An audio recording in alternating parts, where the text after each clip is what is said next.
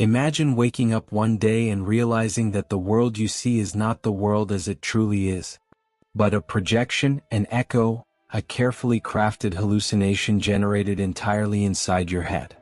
The people you speak to, the streets you walk, the decisions you think you make, every single one of them filtered through the invisible machinery of your own mind. The terrifying part? You have never experienced reality as it actually is. Not even once. Your mind is the architect, the prison guard, and the storyteller of your life. It selects what you notice and what you ignore. It decides which memories feel like truth and which are quietly buried. And it does all of this without asking for your permission. You think you are free. You think your choices are yours. But what if that's the greatest illusion of all? Consider this: there's a voice in your head, your inner narrator, that never stops talking. It comments on everything you do, it predicts, it judges, it explains. But you never chose this voice. It was built out of everything you've seen, been told, or believed, like an ancient city built upon ruins. And yet you trust it. You live by it. What if that voice isn't telling you the truth? What if that voice is the reason you can't escape the cycles you're stuck in? Think of the last time you were certain about something, utterly certain, and later found out you were wrong. That certainty felt real, didn't it? It didn't feel like a guess. Your brain presented it as truth and you believed it without hesitation. If your mind can convincingly lie to you about something small, what else could it be hiding? You wake up every morning inside the same mind you had yesterday. The same patterns. The same emotional reactions. The same unconscious rules. And without realizing it, you walk into the same day, different surface, same blueprint. Maybe you've tried to change. You've read books, listened to advice, made resolutions. But sooner or later, you fall back into the familiar grooves of thought, like a needle returning to its track on a vinyl record. Why does your mind cling so desperately to the known, even when the known is painful, destructive, or suffocating? Why does it replay the same fears, the same insecurities, the same distorted stories? Here's the cruelest truth: your mind doesn't care if you're happy. It cares if you're safe. And safe, to the mind, means predictable. Familiar pain feels safer than unfamiliar freedom. So you remain trapped, not by the world outside but by the map inside your skull. A map that was drawn by moments you barely remember. A parent's criticism, a teacher's remark, a betrayal from a friend, a moment of humiliation in front of others. Your mind turned those moments into rules. Don't speak too loudly. Don't trust too easily. Don't aim too high. And now those rules operate like invisible walls, quietly directing the path of your life. You think you're exploring life freely, but you're really just pacing a cage whose bars you can't see. And here's the paradox: the more you try to escape, the deeper inside it you go. The harder you fight your thoughts, the stronger they pull you back. You can change your job, your city, your relationships, but you take your mind with you wherever you go. The scenery changes. The patterns remain. So let me ask you, if you can't trust your own thoughts, if you can't escape your own patterns, if even your sense of self is just a story your brain is telling, then who are you really? And if the prison is inside your head, how do you break out without destroying yourself in the process? We like to believe that self-awareness is enough. That if we can think our way out, we can solve the problem. But self-awareness without transformation is just a brighter light in the same cell. You see the walls more clearly, but they're still there. Perhaps the answer isn't to run from your mind. Perhaps the answer is far more unsettling: to walk directly into its darkest corners, to face what it has hidden from you, and to ask the questions it doesn't want you to ask. Because here is the great question that will decide everything. If you are not your thoughts, if you are not the voice in your head, if you are not even the sum of your memories, then what are you? And are you brave enough to find out? The reason you can't escape your own mind is not because you're weak or broken. It's because the very structure of your consciousness was built to trap you. From the moment you were born, the world began carving grooves into the wet clay of your brain. Every glance from a parent, every rule spoken or implied, every reward and punishment, Each one etched itself into the neural architecture that would become you. You think you grew into an individual, but in truth, you were assembled. Carl Jung called this the persona, the mask we wear to navigate society. It's a construction of adaptations, learned behaviors, and half-true beliefs designed to make us acceptable to others. Without it, we wouldn't have survived our earliest years. But here's the problem: the mask doesn't come off. Over time, you forget you're wearing it. You begin to believe the mask is you. Nietzsche went even deeper, suggesting that much of what we call truth is simply the most useful set of illusions we've agreed upon as a culture. We inherit language, morals, and values like we inherit the color of our eyes, but we rarely stop to question whether they fit the reality we experience. Your mind isn't designed for truth. It's designed for survival. That's the uncomfortable root of the problem. Neuroscience tells us your brain is a prediction machine. It's constantly generating models of what's about to happen and then updating them based on sensory input. But here's the sinister twist: those models aren't neutral. They're shaped by your past experiences, your fears, your desires, and they filter reality before you ever consciously perceive it. That means you never see what is. You see what your mind expects. And because your expectations are drawn from your past, you end up reliving the same emotional patterns again and again. Arthur Schopenhauer likened human life to a pendulum swinging between pain and boredom. Why? Because when you finally escape one form of suffering, your mind quickly finds another, if only to maintain the familiar cycle it's used to. The mind's primary mission isn't to expand, it's to maintain stability. This is why trauma can shape a person's entire life without them even realizing it. When a child learns, "I am only loved when I'm quiet," that lesson becomes a hidden law in the mind's operating system. Decades later, that adult will unconsciously shrink themselves in social situations, not because they choose to, but because their nervous system still believes speaking too much is dangerous. We like to think our minds are our own, but in truth they've been colonized. Media, advertising, political narratives, and cultural norms are not just influencing you, they're sculpting the very thoughts you believe are yours. Aldous Huxley warned that the most effective form of control isn't force. It's conditioning people to love their servitude. If you can be convinced that your desires are your own, you'll never question them. Consider how you measure your worth. Is it by your inner sense of peace? Or is it by numbers? Salary, followers, grades, possessions? These metrics were handed to you by a system that benefits when you're restless and striving. You've been taught to chase a future self who will finally be enough, while the present moment becomes just a waiting room for real life. And so the mind keeps running, always one step behind the life it thinks it should be living, always one step ahead of the life it's actually in. Viktor Frankl, who endured the unimaginable horrors of a concentration camp, observed that humans can endure almost anything if they find meaning in it. But here's what most people miss: your mind's patterns are your meaning, until you question them. This is why breaking free feels so terrifying. To challenge your mental patterns is to dismantle the scaffolding that has held up your identity. Your mind whispers, "If I am not my thoughts, who will I be? And will I survive the fall?" Fear of the unknown is more powerful than the pain of the known. This is why someone will stay in a toxic relationship, a soul-crushing job, or a self-destructive habit. The pain is awful, but it's a pain they understand. Stepping outside that pain means entering a void, and the mind equates void with death. Jean-Paul Sartre argued that we are condemned to freedom. In other words, there is no fixed self, only the choices we make.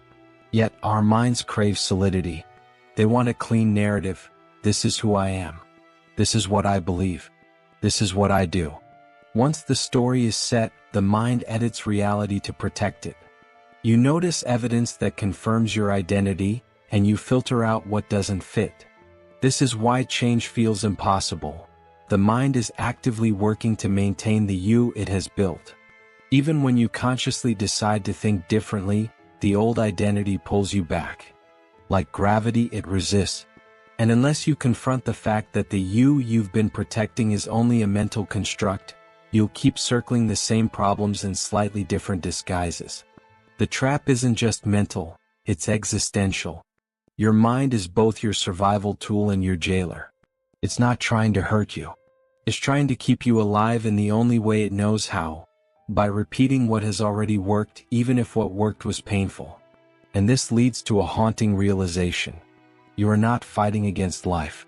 You are fighting against the architecture of your own being. So the question becomes, how do you dismantle a prison from the inside, when the prisoner is also the architect? The answer lies in seeing not just what the mind does, but why it does it. And if you're willing to see that, the next step will unsettle you even more. You might think the prison of your mind is just an internal problem, a private battle between you and your thoughts. But the truth is, this invisible cage bleeds into every corner of your life. It shapes the way you speak to the people you love. It decides which risks you take, and which you never dare to try. It quietly determines whether you settle for a life you've outgrown or demand something greater. And the worst part? It does all this without you even noticing. Let's start small. Imagine you wake up and feel a flicker of anxiety, but you can't quite place why. You shrug it off and get ready for the day. Hours later, you turn down an opportunity, avoid a conversation, or choose the safe option without realizing that morning anxiety was the invisible hand guiding your choice. Your mind operates like a thermostat. It works tirelessly to maintain its set point for safety. If you've unconsciously set that point to a life of minimal risk, your mind will sabotage anything that threatens to turn up the heat. Even opportunities that could expand your life will feel dangerous. That's how dreams die, not in dramatic collapses, but in 1,000 invisible hesitations. The trap is subtle. You don't feel imprisoned. You feel realistic. You tell yourself, this isn't the right time. I'm not ready. I just have other priorities. But underneath those rationalizations is the same program running over and over. Stay inside the lines.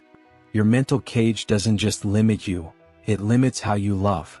If your mind learned early on that vulnerability leads to pain, it will build walls around your heart. You might think you're protecting yourself, but those walls also block the very connection you crave. Perhaps you've noticed a pattern: relationships that never quite reach depth, conversations that skim the surface, love that feels safe but strangely distant.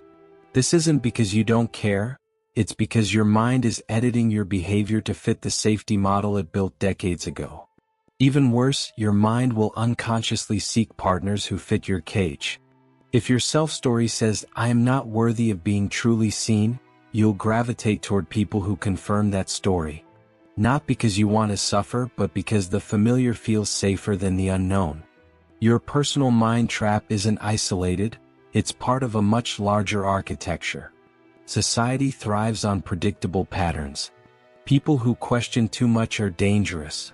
People who adapt without resistance are valuable. That's why entire industries are built to keep you inside certain mental boundaries.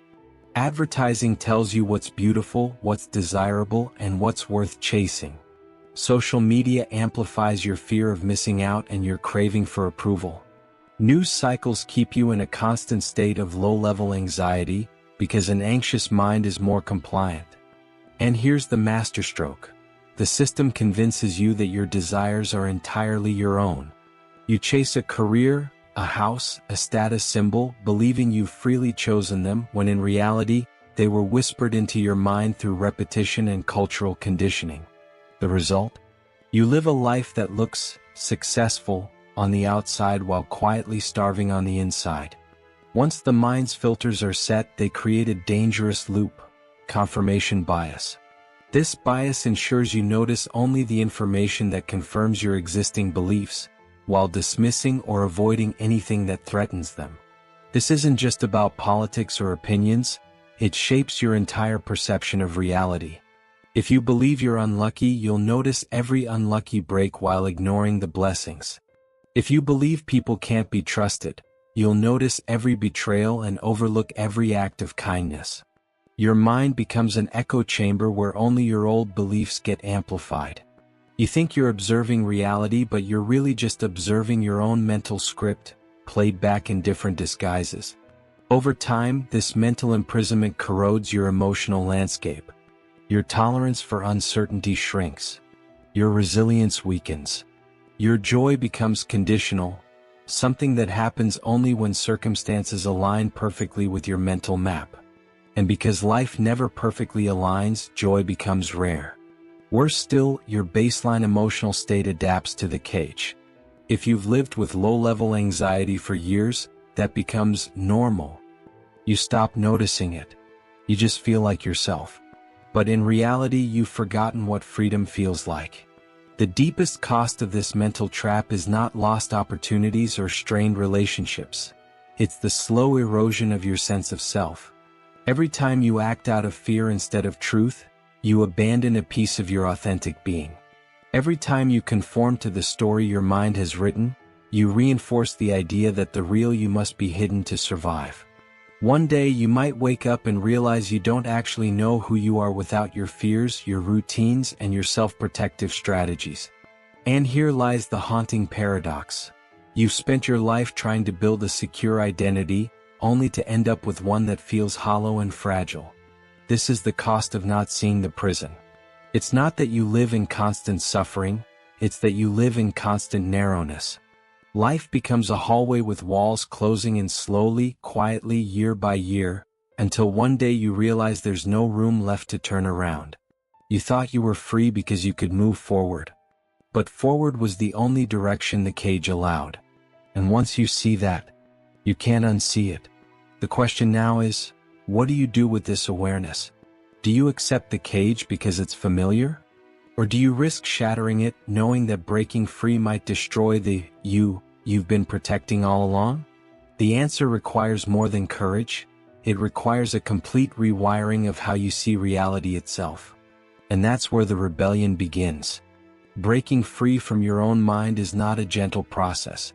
It's not about lighting candles, repeating affirmations, or hoping that one day you'll simply wake up enlightened. No, this is a rebellion. And rebellions are never comfortable. The first truth you must face is this: the mind will not set you free on its own. It will fight you, bargain with you, distract you, seduce you back into the familiar. You cannot negotiate with it, you must outgrow it. The most dangerous prisons are the ones we don't know we're in. That's why the first act of rebellion is radical self-observation, not from a place of judgment, but from a place of ruthless honesty. Begin to notice your mental patterns as they happen. Notice when your inner voice pushes you toward safety instead of growth. Notice the stories you tell yourself before making a decision. I can't. I shouldn't. It's too risky. What if I fail?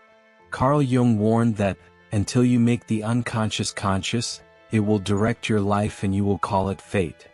Your task is to catch the mind in the act of shaping your reality without your permission.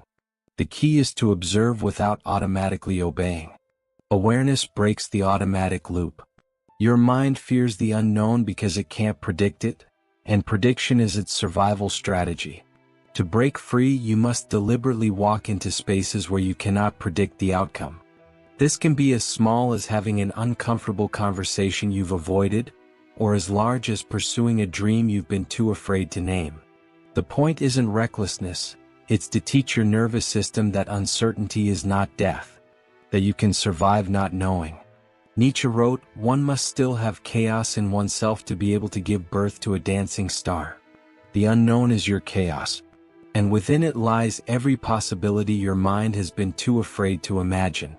Your identity, the you think is unchangeable, is nothing more than a story your mind keeps telling. That story can be rewritten. Sartre believed we are condemned to freedom because every moment is a chance to choose again.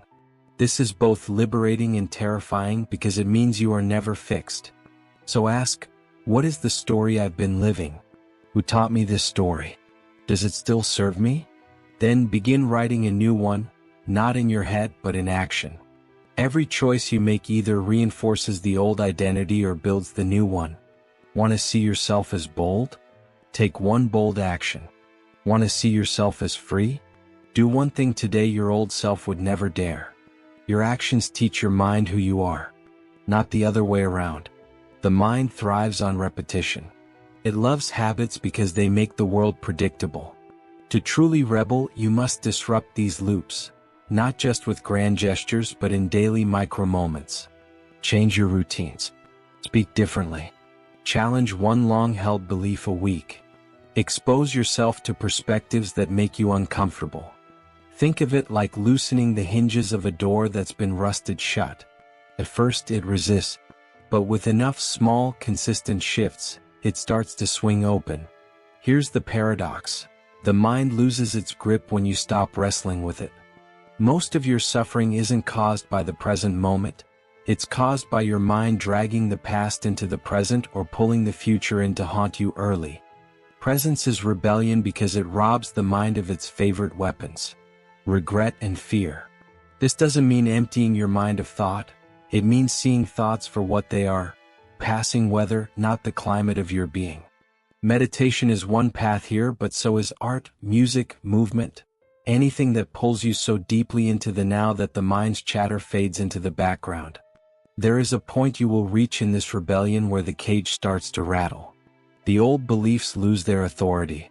You feel moments of strange freedom, followed by a wave of fear. This is the edge. The edge is where your old self dies and your new self is unformed. Most people turn back here, retreating to the safety of the known. But the edge is exactly where you must stay, breathing through the uncertainty, refusing to step back inside. As the philosopher Kierkegaard said, anxiety is the dizziness of freedom. That dizziness is the sign you are no longer moving in circles. The ultimate act of rebellion is realizing you are not the mind at all. You are the awareness that sees it. The mind can be loud, chaotic, relentless, but if you can see it, you are not it. This is where the real freedom begins. When you live from the position of the observer, your thoughts no longer have absolute power over you. You can watch them come and go without attaching to them. You can choose which ones to follow and which to let pass. And over time, the mind shifts from being your master to being your tool. Breaking free is not a single act. It's a way of living. It's choosing every day to notice when the bars of the cage appear and to refuse to grip them. It's messy. It's disorienting. It will make you question everything you've believed about yourself. But if you stay in the fight, if you keep walking toward the unknown, you will reach a place your mind has never taken you before. The vast, open space of your own unconditioned being.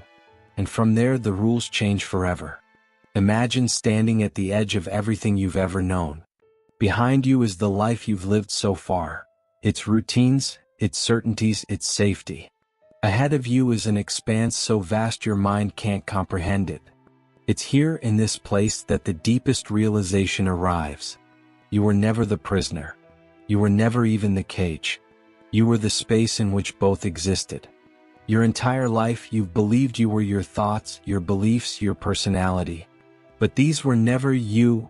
They were only costumes worn by consciousness to navigate the world. Costumes so convincing that you forgot you were wearing them. This is why you couldn't escape your mind, because you were trying to break free as the mind. Like a shadow trying to run from the body that casts it. The truth is this: you cannot escape your mind in the way you escape a locked room.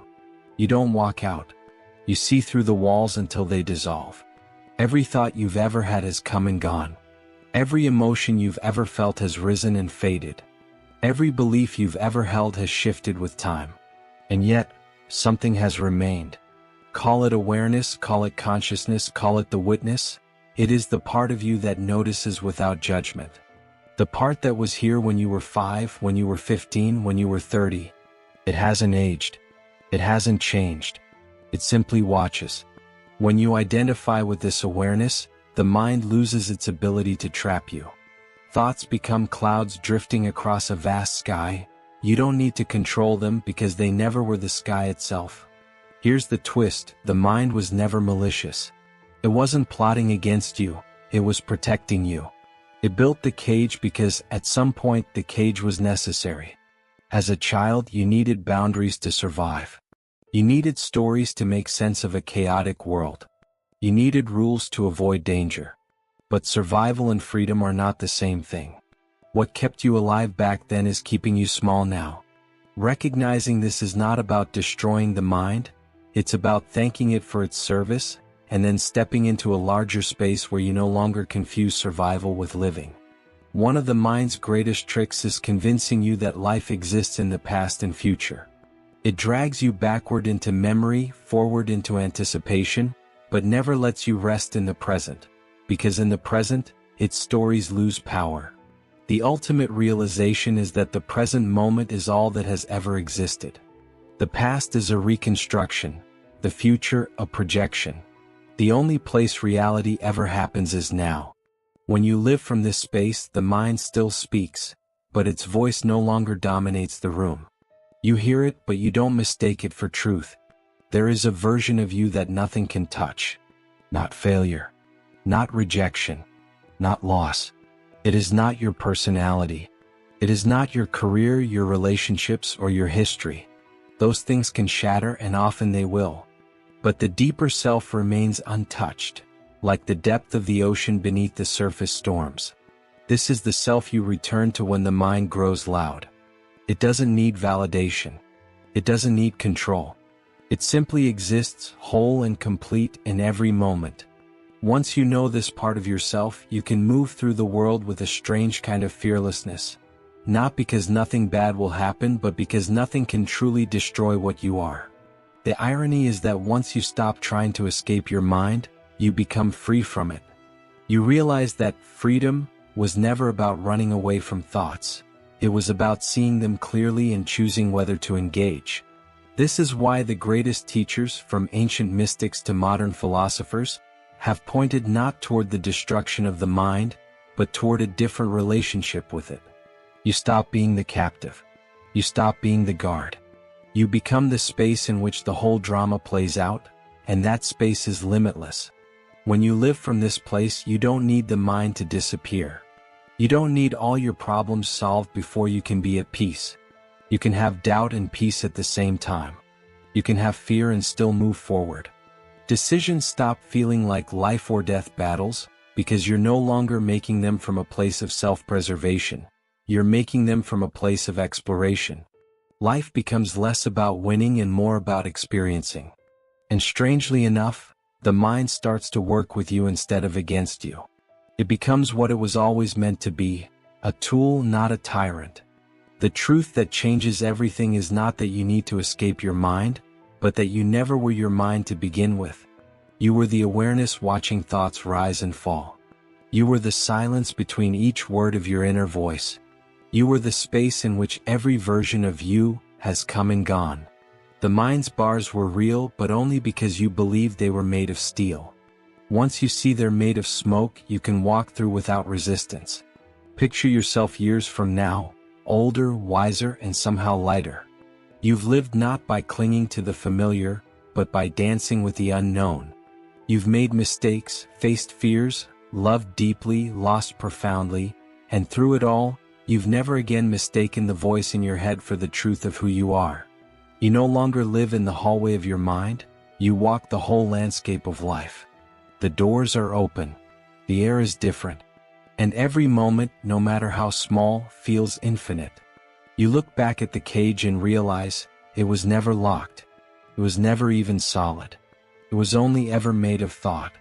And thought is no match for the one thing you've been all along. The boundless, unshakable presence of awareness itself.